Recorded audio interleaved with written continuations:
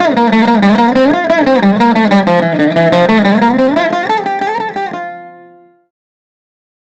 do you think India would have looked like if the British had not ruled us? That is a very good question.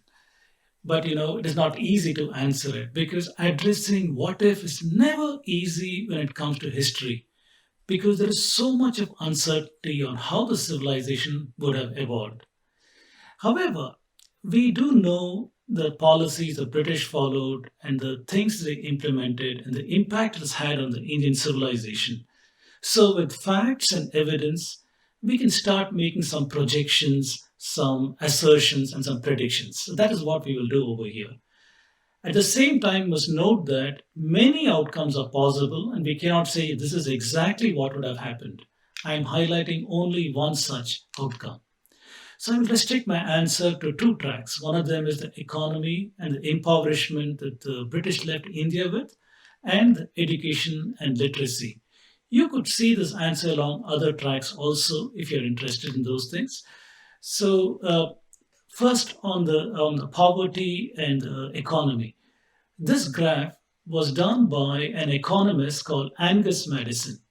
He studied the economies of the world and he produced this data from which this graph is drawn.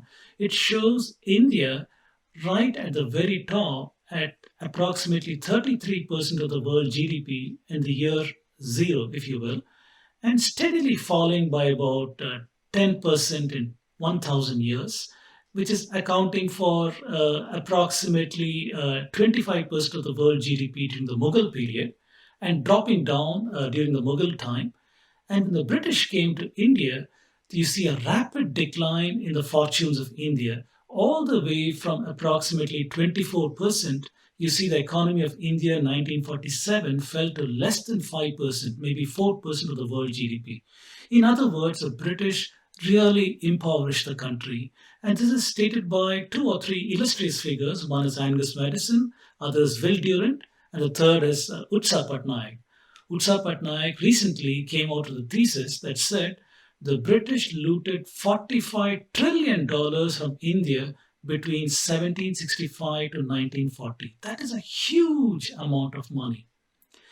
Well, looking at mathematics alone, if we start erasing out the British period and we look at the economy of the country in the past, it has been dropping by about 10% in 1,000 years. So, continuing that projection, we can see that if the British were not in India, by the year 2000 or the current time, we'd be approximately at 23% of the world GDP.